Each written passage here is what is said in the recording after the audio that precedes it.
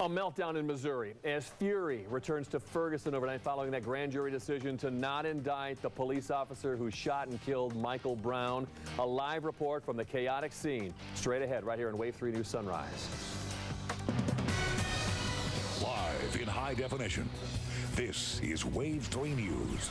Good morning. Coming up on 6 o'clock on a crazy day in Ferguson, Missouri as it continues. We'll get to that in a second. And Catherine is live this morning with the plans to try to avoid violence right here in Louisville. Good morning. I'm John Bowl. And I'm Lauren Jones. We're also following breaking news this morning of a house fire in West Louisville. Chris will have a look at the roads.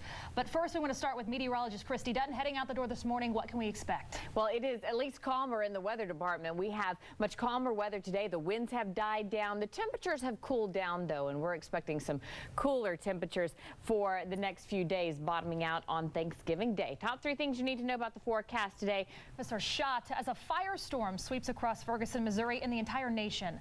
Lighting the match, the grand jury's decision not to charge a police officer in the shooting death of an unarmed teenager. 25 fires and counting so far, 29 arrests, a police officer shot, schools are closed, they're restricting flights over St. Louis.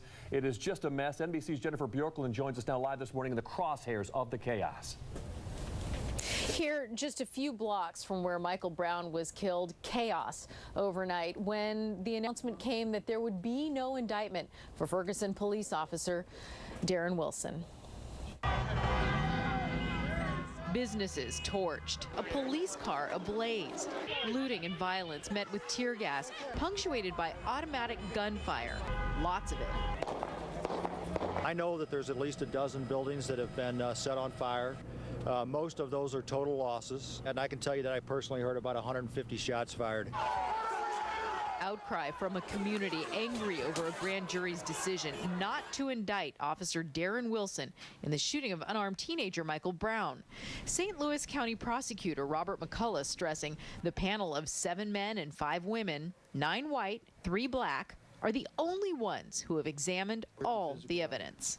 They met on 25 separate days in the last 3 months, heard more than 70 hours of testimony from about 60 witnesses. Witnesses and evidence, he says, indicate Brown scuffled with Officer Wilson as Wilson tried to get out of his patrol car, his gun unholstered, discharged twice. Among the documents released, these pictures of Wilson's injuries after the shooting. President Obama spoke from the White House after the announcement. To those in Ferguson, there are ways of channeling your concerns constructively, and there are ways of channeling your concerns destructively. Michael Brown's parents understand what it means to be constructive.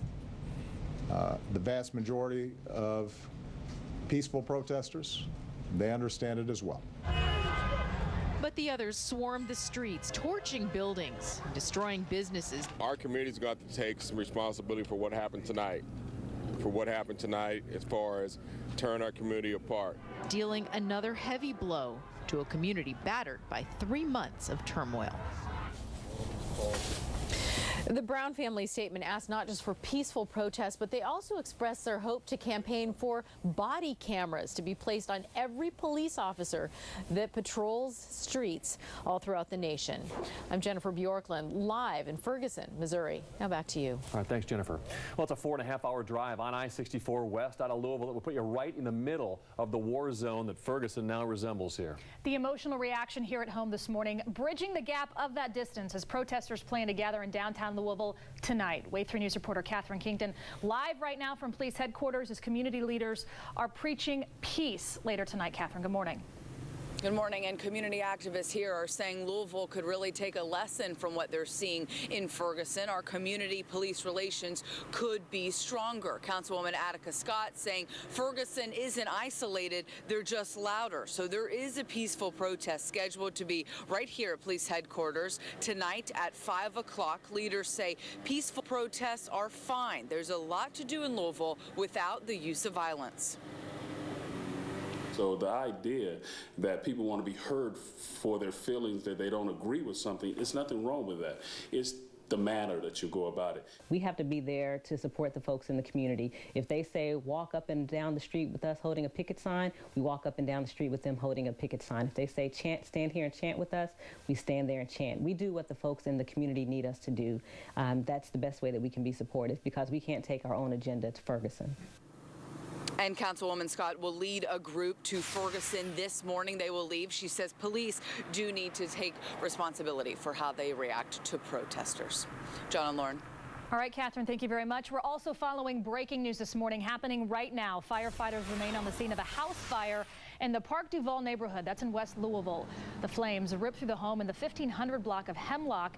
You can see that home this morning, a complete loss. The fire chief says the man who lived inside that home was using a kerosene heater and woke up to his window treatments on fire. The man received minor burns to his hands and feet and was treated at the scene. Well, this morning we have learned a grand jury has indicted the student accused of firing shots in a Fern Creek High School hallway, shooting one of his classmates. The attorney for the victim, 15-year-old Javante Burrows, says the teen now faces 6 adult charges following the September shooting. We are expected to find out soon who that shooter is, as the Burrows family says they feel relieved as this legal process moves forward. They're just happy that it has been started, and they trust that justice will be done, and they have full faith in the system and how it works. Since the shooting, Burrows' parents have been working with JCPS about school safety as their son continues to recover this morning. A Jefferson County Public School bus driver in the hot seat this morning after reportedly failing to intervene when a bare-knuckle boxing match broke out on her bus.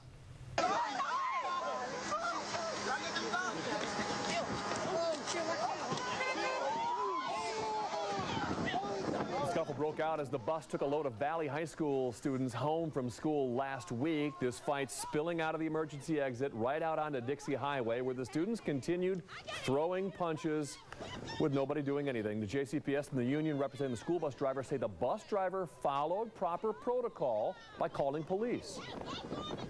She contacted the compound, contacted the police department, and she stayed on the bus, kept the bus secured, and getting the other students on the bus, secured as much as one person can. JCPS says to prevent situations like this one, the district needs more bus monitors. LMPD saying a 17-year-old student who was arrested faces charges of resisting arrest and assault now. Well, Jefferson County Public Schools approving a $150,000 grant to replace poorly rated football helmets here with ones better equipped to help prevent concussions. Norton Healthcare will fund the grant, allowing the district to replace 235 helmets and hire 3 athletic trainers. The move comes after a Wave 3 News investigation found some of the helmets used by JCPS scored low when it came to safety. And that's an issue that we've been concerned about, but again, it shows the power of a partnership. I'm glad we're looking into it. I'm glad that our athletics and activities is being ahead of the curve here with checking in what we need to do with concussions. Today, Norton Healthcare will hold a press conference with the official announcement. 7 minutes after 6, fire engulfs a home in Old Louisville, and a man is found dead inside. Now his neighbor stands accused of arson. The details of the deadly inferno as that man heads to court for the first time following his arrest. And the temperatures will be dropping. The coldest day out of the week will be on Thanksgiving Day. We're going to talk about your chance to see a few snowflakes flying around coming up. Had a good look there from Air 3 over downtown. Things running smoothly on the interstate still. No major delays for you right now. Travel times looking good. Shelbyville to the Snyder 64 West.